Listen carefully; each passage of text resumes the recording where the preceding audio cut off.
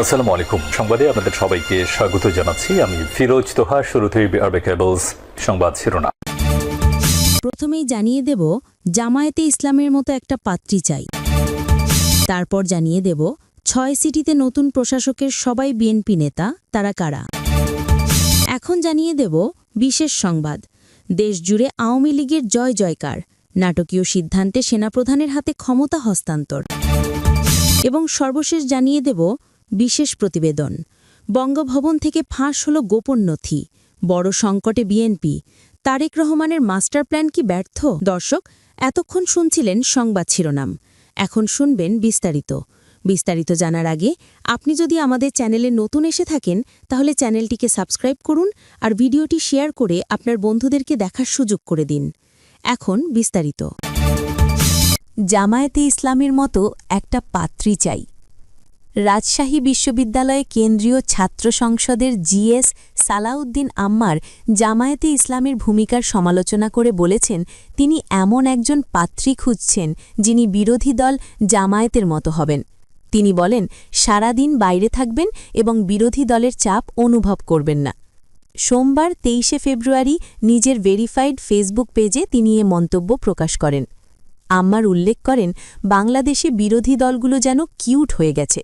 তিনি নতুন প্রজন্মের মতোই একজন জীবনসঙ্গী চান, যিনি দিনভর স্বাধীন থাকবেন, রাতে ফুল নিয়ে রোম্যান্টিক হবেন এবং ছোটখাটো বিষয় মাফ করবেন। তিনি রাজনৈতিক পরিস্থিতিকেও বর্ণনা করেন যেন কিউট মডেলের মতো, যেখানে ক্ষমতাসীন দল হরতাল ডাকছে কিন্তু বিরোধী দল বরাবরের মতো কোমলভাবে প্রতিক্রিয়া করছে।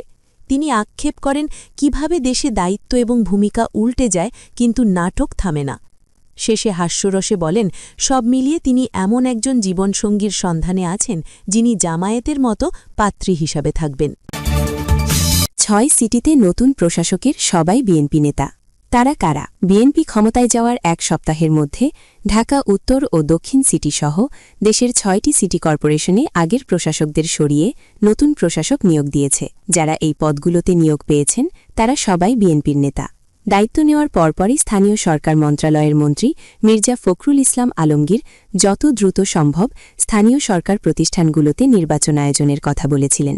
তার মধ্যেই স্থানীয় সরকার, পল্লী উন্নয়ন ও সমবায় মন্ত্রণালয়ের স্থানীয় সরকার বিভাগ সিটি কর্পোরেশন ১ শাখা থেকে নতুন প্রশাসকদের নিয়োগের প্রজ্ঞাপন হয়। ২০২৪ সালে জুলাই গণ অভ্যুত্থানে আওয়ামী লীগ ক্ষমতাচ্যুত হওয়ার পর অন্তর্বর্তী সরকার দায়িত্ব নিয়েই সিটি কর্পোরেশনগুলোর মেয়রদের পদচ্যুত করেছিল। এরপর নিয়োগ দেওয়া হয় রাজনৈতিক প্রশাসক। বিএনপি নির্বাচনের মধ্য দিয়ে ক্ষমতায় যাওয়ার পর এখন রাজনৈতিক প্রশাসক নিয়োগ দেওয়া হল। ঢাকা দক্ষিণ সিটি কর্পোরেশনের ডিএসএসসির নতুন প্রশাসক হয়েছেন আব্দুস সালাম। বিএনপির বর্ষিয়ান এই নেতা একসময় অবিভক্ত ঢাকা সিটি কর্পোরেশনের ডেপুটি মেয়র ছিলেন। ঢাকা মহানগর বিএনপির সদস্য সচিব ছিলেন আব্দুস সালাম। পরে ঢাকা মহানগর বিএনপি উত্তর ও দক্ষিণে বিভক্ত হয়ে যায়।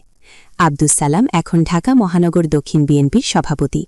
আব্দুস সালাম বিএনপি চেয়ারম্যানের উপদেষ্টা পরিষদে রয়েছেন। ২০১৮ সালের নির্বাচনে প্রার্থী হলেও আব্দুস সালাম এবারের নির্বাচনে প্রার্থী হননি। তবে ত্রয়োদশ জাতীয় সংসদ নির্বাচনে ঢাকা ১৭ আসনে দলীয় প্রার্থী বিএনপি চেয়ারম্যান তারেক রহমানের নির্বাচন পরিচালনা কমিটির প্রধান সমন্বয়কের দায়িত্ব পালন করেন তিনি। আওয়ামী লীগ সরকারের আমলে ডিএসএসসির মেয়র ছিলেন শেখ ফজলে নূর তাপস। ২০২৪ সালের ৫ আগস্ট শেখ হাসিনার সরকারের পতনের ২ দিন আগে দেশ ছেড়ে যান তিনি। এরপর অন্তর্বর্তী সরকারের আমলে ২০২৫ সালের ১৩ ফেব্রুয়ারি শাহজাহান মিয়াকে ডিএসএসসির প্রশাসক হিসেবে নিয়োগ দেওয়া হয়। তিনি স্থানীয় সরকার বিভাগের অতিরিক্ত সচিবের দায়িত্ব পালনের পাশাপাশি প্রশাসকেরও দায়িত্ব পেয়েছিলেন।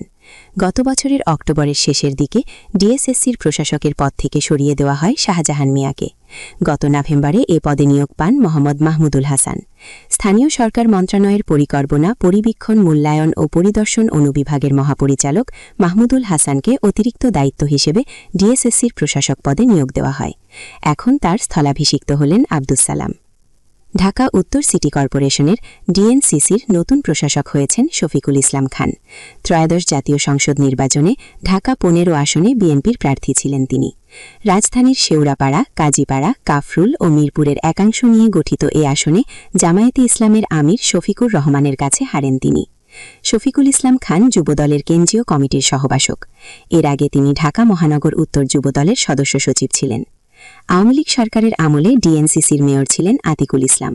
2019 সালে তিনি এই দায়িত্ব নিয়েছিলেন। 2024 সালের রাজনৈতিক পট পরিবর্তনের পর গ্রেফতার হয়ে এখন কারাগারে আছেন তিনি। অন্তর্বর্তী সরকারের আমলে 2025 সালের 12 ফেব্রুয়ারি ডিএনসিসির প্রশাসক হিসেবে মোহাম্মদ এজাজকে 1 বছরের জন্য নিয়োগ দেওয়া হয়েছিল। মেয়াদ পূর্তির পর এ মাসের শুরুর দিকে সুরাইয়া আক্তার জাহানকে এই পদে নিয়োগ দেওয়া হয়। তিনি স্থানীয় সরকার বিভাগের অতিরিক্ত সচিব। নিজ দায়িত্বের অতিরিক্ত হিসেবে ডিএনসিসির প্রশাসক হিসেবে তাকে দায়িত্ব দেওয়া হয়। এখন এই পদে তার স্থলাভিষিক্ত হলেন শফিকুল ইসলাম খান। বর্ষিয়ান রাজনীতিক নজরুল ইসলাম মঞ্জু খুলনা সিটি কর্পোরেশনের নতুন প্রশাসক পদে নিয়োগ পেয়েছেন। তিনি বিএনপির কেন্দ্রীয় সংগঠন সম্পাদক। 2021 সালের আগে দীর্ঘ 28 বছর খুলনা মহানগর বিএনপির সাধারণ সম্পাদক ও সভাপতির দায়িত্ব পালন করেন নজরুল ইসলাম মঞ্জু। এর মধ্যে 16 বছর সাধারণ সম্পাদক ও 12 বছর ছিলেন সভাপতি। সাবেক সংসদ নেতা নজরুল ইসলাম ত্রয়োদশ জাতীয় সংসদ নির্বাচনে খুলনা 2 সদর সোনাডাঙ্গা আসনে ধানের শীষের প্রার্থী ছিলেন, তবে এবার জিততে পারেননি। জামায়াতে ইসলামের খুলনা মহানগর শাখার সাধারণ সম্পাদক শেখ জাহাঙ্গীর হোসেন হেলালের কাছে হারেন তিনি। 2008 সালের জাতীয় নির্বাচনে বিএনপি জোটের ভরাডুবির মধ্যেও খুলনা 2 আসনে জয় পেয়েছিলেন নজরুল ইসলাম মঞ্জু। 2018 সালের জাতীয় নির্বাচনেও নজরুল ইসলাম মঞ্জু খুলনা 2 আসনে বিএনপির প্রার্থী ছিলেন। একই বছরের খুলনা সিটি কর্পোরেশন নির্বাচনে বিএনপি মনোনীত মেয়র প্রার্থী ছিলেন তিনি। এই 2 নির্বাচনে তিনি হেরে যান। অন্তর্বর্তী সরকারের আমলে নিয়োগ পাওয়া খুলনা সিটি কর্পোরেশনের প্রশাসক মুখতার আহমেদের স্থলাভিষিক্ত হলেন নজরুল ইসলাম মঞ্জু। শওকত হোসেন সরকার গাজীপুর সিটি কর্পোরেশনের নতুন প্রশাসক হিসেবে নিয়োগ পেয়েছেন। তিনি গাজীপুর মহানগর বিএনপির সভাপতি। 2013 সালে গাজীপুর সিটি কর্পোরেশন গঠিত হয়। এর আগে 10 বছর শওকত হোসেন সরকার কাশিমপুর ইউনিয়ন পরিষদের চেয়ারম্যান ছিলেন। একই ইউনিয়ন পরিষদে তার বাবা গিয়াসউদ্দিন সরকার, চাচা সোহরাবউদ্দিন সরকার এবং দাদা জোবেত আলী সরকারও চেয়ারম্যান ছিলেন। আওয়ামী লীগ আমলে গাজীপুর সিটি কর্পোরেশনের মেয়র ছিলেন জাহাঙ্গীর আলম। অন্তর্বর্তী সরকারের আমলে গাজীপুর সিটি কর্পোরেশনের প্রশাসক ছিলেন শরফ উদ্দিন আহমেদ চৌধুরী। এখন তার স্থলাভিষিক্ত হলেন শওকত হোসেন সরকার। নারায়ণগঞ্জ সিটি কর্পোরেশনের নতুন প্রশাসক পদে নিয়োগ পেয়েছেন সাখাওয়াত হোসেন খান। তিনি নারায়ণগঞ্জ মহানগর বিএনপির জ্যেষ্ঠ সহবাসক। আলোচিত 7 খুনের মামলার বাদীপক্ষের আইনজীবী হিসেবে পরিচিতি পাওয়া সাখাওয়াত হোসেন খান নারায়ণগঞ্জ সিটি আইনজীবী সমিতির সভাপতি ছিলেন। 2016 সালে নারায়ণগঞ্জ সিটি কর্পোরেশন নির্বাচনে বিএনপি দলীয় প্রার্থী ছিলেন তিনি। ওই নির্বাচনে আওয়ামী লীগ দলীয় প্রার্থী সেলিনা হায়াত আইভি ৭৮,৯৬৭ ভোটের ব্যবধানে তাকে পরাজিত করেন। অন্তর্বর্তী সরকার আমলে পদচ্যুত সেলিনা হায়াত আইভি গ্রেফতার হয়ে এখন কারাগারে আছেন তিনি। নারায়ণগঞ্জ সিটি কর্পোরেশনের প্রশাসক পদে অন্তর্বর্তী সরকার দায়িত্ব দিয়েছিল আবু নাসর মোহাম্মদ আবদুল্লাহকে। তার স্থলাভিষিক্ত হলেন সাখাওয়াত হোসেন খান। সিলেট সিটি কর্পোরেশনের নতুন প্রশাসক হলেন আব্দুল কাইয়ুম চৌধুরী। তিনি সিলেট জেলা বিএনপির সভাপতি। ছাত্রদলের কেন্দ্রীয় কমিটির সাবেক দপ্তর সম্পাদক আব্দুল কাইয়ুম চৌধুরী যুবদলের কেন্দ্রীয় কমিটির সংগঠন সম্পাদক ও সহবাসক হিসেবেও দায়িত্ব পালন করেন। তিনি সাবেক অর্থ ও পরিকল্পনা মন্ত্রী এম সাইফুর রহমানের রাজনৈতিক সচিব ছিলেন। আব্দুল কাইয়ুম চৌধুরী 2022 সালের 29 মার্চ সিলেট জেলা বিএনপির সভাপতি নির্বাচিত হন। 2023 সালের 29 অক্টোবর থেকে 2024 সালের 12 মার্চ পর্যন্ত সিলেটে বিএনপির আন্দোলন সংগ্রামের সমন্বয়ক ও সিলেট বিভাগের অঙ্গদায়িত্বে ছিলেন। বিগত 4 দলীয় জোট সরকারের আমলে আব্দুল কাইয়ুম চৌধুরী বাংলাদেশ ক্রিকেট বোর্ডের ডিরেক্টর ছিলেন। তিনি বর্তমানে শাহজালাল বিজ্ঞান ও প্রযুক্তি বিশ্ববিদ্যালয়ের সিন্ডিকেট সদস্য। আব্দুল কাইয়ুম চৌধুরী ত্রয়োদশ জাতীয় সংসদ নির্বাচনে সিলেট 3, দক্ষিণ সুরমা, ফিঞ্চগঞ্জ ও বালাগঞ্জ আসনে বিএনপির মনোনীত প্রার্থী ছিলেন, তবে মনোনীত হননি। এই আসনে দলের মনোনয়ন পান উক্ত যুগের বিএনপির সভ্য সাবেক সভাপতি এম এ মালিক। নির্বাচনে আব্দুল কাইয়ুম চৌধুরী সিলেট জেলার সবকটি সংসদীয় আসনে বিএনপির প্রার্থীদের সমন্বয়কের দায়িত্ব পালন করেন। অন্তর্বর্তী সরকারের আমলে নিয়োগ পাওয়া সিলেট সিটি কর্পোরেশনের প্রশাসক খান মোহাম্মদ রেজাউন নবী স্থলাভিষিক্ত হলেন আব্দুল কাইয়ুম চৌধুরী। বিশেষ সংবাদ। দেশজুড়ে আওয়ামী লীগের জয় জয়কার। নাটকীয় সিদ্ধান্তে সেনাপ্রধানের হাতে ক্ষমতা হস্তান্তর। বাংলাদেশের রাজনৈতিক ইতিহাসে আজ এক অভূতপূর্ব ও নাটকীয় দিন হিসেবে চিহ্নিত হয়ে থাকল।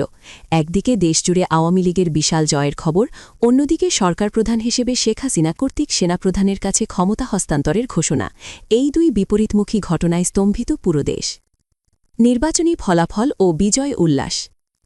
ভোর থেকেই সারা দেশের নির্বাচনী কেন্দ্রগুলো থেকে খবর আসতে থাকে যে অধিকাংশ আসনেই আওয়ামী লীগের প্রার্থীরা বিপুল ব্যবধানে জয়লাভ করেছেন। রাজধানীর রাজপথ থেকে শুরু করে প্রত্যন্ত গ্রামাঞ্চল সর্বত্রই নৌকা সমর্থক ও নেতাকর্মীদের বিজয় মিছিল আর উল্লাসে মুখরিত হয়ে ওঠে। রাজনৈতিক বিশ্লেষকরা এই জয়কে আওয়ামী লীগের ইতিহাসের অন্যতম বড় বিজয় হিসেবে দেখছিলেন।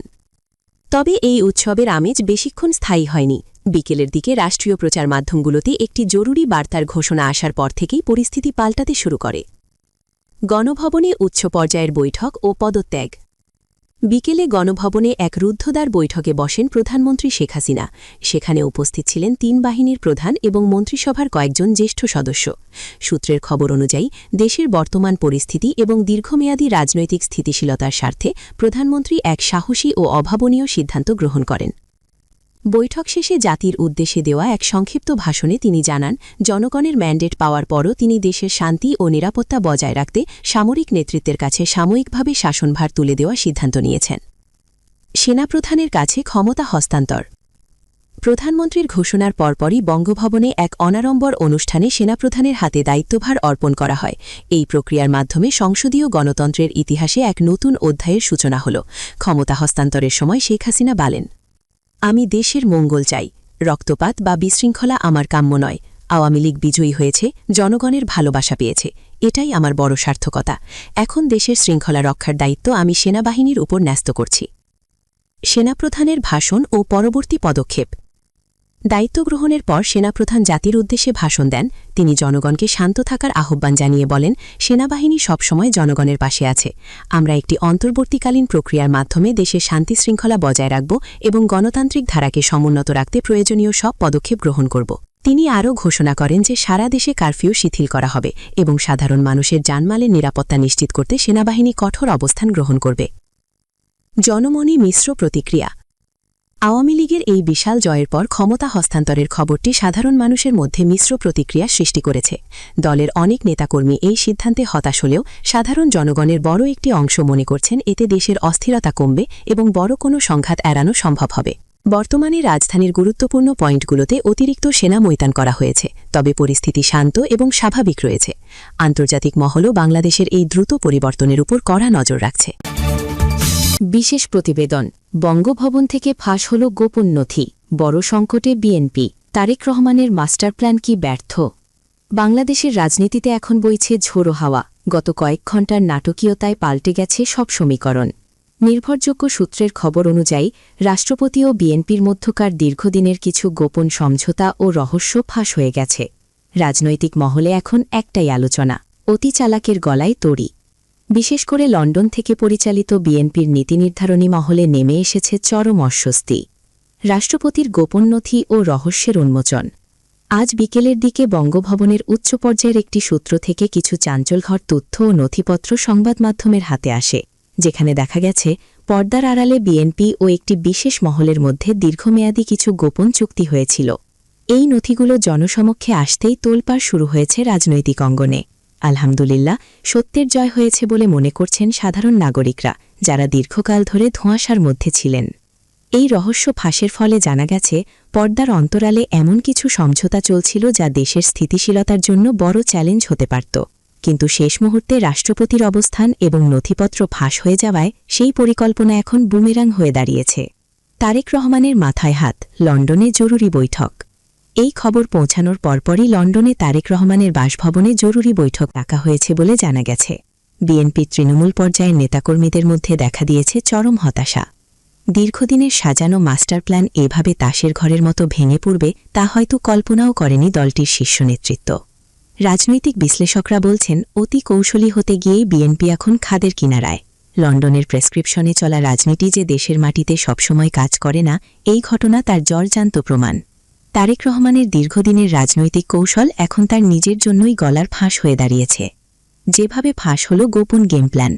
সূত্র বলছে বিএনপির ভেতরেরই একটি প্রভাবশালী অংশ এই গোপন লেনদেন ও সমঝোতার বিষয়ে ক্ষুব্ধ ছিল।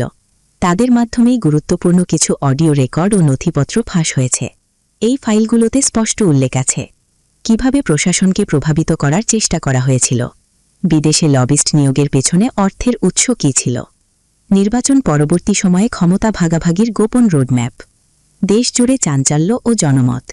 এই ধামাকা খবর ছড়িয়ে পড়ার পর সামাজিক যোগাযোগ মাধ্যমে সাধারণ মানুষের প্রতিক্রিয়া ছিল চোখে পড়ার মতো।